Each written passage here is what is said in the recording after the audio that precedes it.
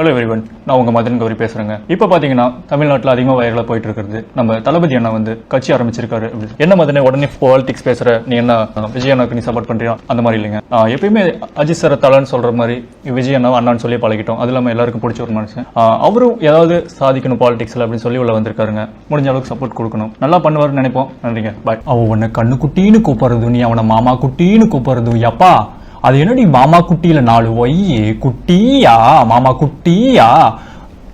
அவன் என்ன குட்டியாவா இருக்கான்? செலப்பண்ணி மாதிரி இருக்காண்டி.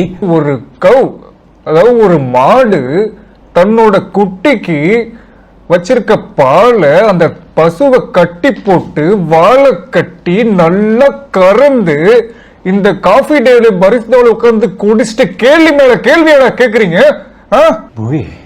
நீ கண்ணு திறந்து பார்க்கும்போது நான் இதில் இருக்க மாட்டேன். இந்த உலகத்திலே என்னை கொடுத்து வச்சவன் நானும் தான் இருப்பேன். காதலிக்கும் போது எல்லாம் சொல்லுவாங்க, உனக்காக நான் இதயத்தை கொடுக்குறேன். ஆனா எனக்கு அந்த பாக்கியம் கிடைச்சிருக்கு. ஒன்னா வாழணும் இல்ல ஒன்னா சாகணும். இதுதான் காதலுக்கு வேதம். நீ அழக்கூடாது பூவி. உன் கண்ணுல இருந்து ஒரு சொட்டு கண்ணீர் வந்தா கூட நான் செத்து போயிட்டதுக்கு சமம். நான் அப்படி சொல்லலைன்னா நீ லோரி எடுத்திருக்க மாட்டேடா. எனக்கு வேற வழி தெரியல.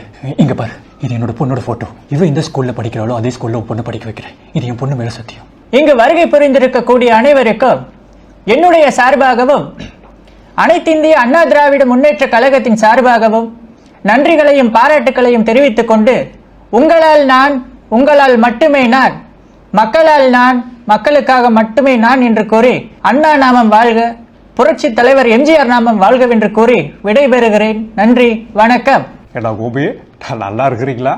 ஆனா எப்படியாவது ஒரு நல்ல போட்டோ எடுத்துட்டு பாரதிராஜா படத்துல நடிச்சாலும் பாடையில் போற கெட்ட கூட நடிப்பேன்னு சொல்லிட்டு வந்துட்டேன். எப்படியாவது ஒரு போட்டோ எடுத்து கொடுத்துரு கோபி. தம்பி அந்த ஃபேடை போடு. ஏன் நீங்க நான் சைன்போர்டு ஆட்டோகிராஃப் பண்ணி வச்சுக்க கூடாது? கோபி நாயர் ஒரு நடிகரின் பெயரை சொன்னால் ரசிகர்களின் ஒட்டுமொத்த கரகோஷத்தால் இந்த பூமியே அதிரும் என்றால் அதுதான் இவரது பெயர். இவரின் ஒவ்வொரு அசைவிற்கு பின்னால் விசில் சத்தம், வெடிச்சத்தம் என்று கைத்தட்டல்கள் விண்ணை பிளக்கும் என்றால் அதுதான் இவருக்கான அடையாளம். தல என்கிற ஒரு சொல் பல லட்சம் ரசிகர்களால் கொண்டாடப்படுவதென்றால் அதுதான் இவரது திறமைக்கான அங்கீகாரம். Ultimate star Ajith. அவடேதாடா தம்பி உடையெல்லாம் கூட்டு போய் ஊம்ப குத்தாதாடா குத்துற தம்பி. ஏடா ஒரு வயசு கேட்கறன்னு சொல்லிவிட்டு ஏடா 1 மணி நேரமா வாய்ச்சி கேட்டுருக்கிறியா தம்பி கேமராக்கார தம்பி. இங்க பாருங்க, அந்த விஷயத்துக்கு நம்ம தம்பி சரிப்பட்டு வரமாட்டாங்கள தம்பி.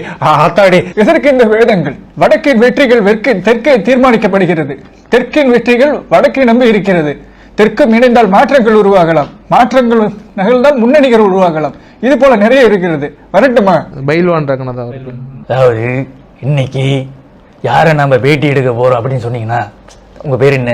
என் பேர் தமிழரசன் ப்ரோ. தமிழரசன், நீங்க இவருக்கு வந்து சில பல பேரோடும் தொடர்பு இருக்கிறதாகவும் அதை நான் பேசுறதுக்காக வந்திருக்குன்னு சொல்லும் போது, தம்பி நீங்க போனவர் எங்க போனீங்க?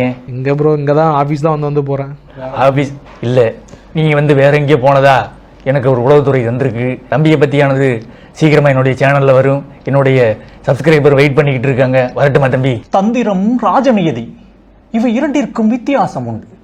எதை எங்கு எப்படி செய்ய வேண்டுமோ அதை அங்கு நன்கு செய்ய வேண்டும் மருமகனே. அந்த பஞ்ச பாண்டவர்களை அழித்து ஒழித்து விட வேண்டும் மருமகனே, அன்பு மருமகனே.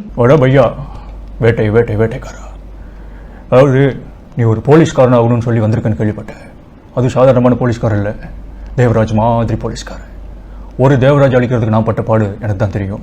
நீ என்னை தொட்டிருக்கக்கூடாது. எனக்கு இந்த வேதனாய்க்கிறதுக்கு பயம் முறுத்திய பழக்கம், பயப்பட்ட பழக்கம் இல்லை. எனக்கு தண்டிக்கும் அதிகாரம் மட்டுமே வழங்கப்பட்டிருக்கிறது, மன்னிக்கும் அதிகாரம் வழங்கப்படவில்லை. அண்ணாமல்ல, நேத்து லேடிஸ் ஹாஸ்டலுக்கு போனியாமே, அங்க என்ன நடந்துச்சு? அது வரையும் எப்போ கேட்குற? நான் மட்டும் போறேனா? அங்க ஒரு புஷ்டியோட ஒரு பொண்ணு பார்த்துப்பா. பேசுறத பார்த்தாவே தெரியுது. அதுக்கு வெயிட் பண்ணிட்டு இருப்ப போல. அது ஆனா உனக்கு உடம்புல எங்கேயோ பெருசா மச்சம் இருக்குதுயா. அது மாதிரி சொல்லிட்டேப்பா. இன்னும் முடியல, இன்னும் தூக்கம் வர மாட்டேங்குது. அது நினைச்சா ஒரு மாதிரி இருக்கு. என்னமா சமாளிக்கிற? தனியா விட்டு ஹாஸ்டலுக்கு போயிட்டு வந்துட்டேன் அண்ணாமலை. ஆனா நீ பெரிய யோகக்காரையா. பாருங்க, அப்படி ஒண்ணும் கிடையாது. நாம எதுக்கு எதிர்பார்த்து போறது இல்லை, அதுவும் நடக்கிறது. அதுவும் இந்த மாதிரி விஷயம் நம்ம எதுக்கு எதிர்பார்த்துருக்கோம் உங்களுக்கு தெரியாதா?